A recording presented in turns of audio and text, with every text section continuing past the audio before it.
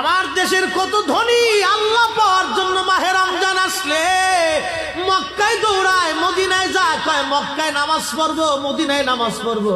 এক রাকাত নামাজে 1 লক্ষ রাকাতের সওয়াব, এক রাকাত নামাজে 50,000 রাকাতের সওয়াব।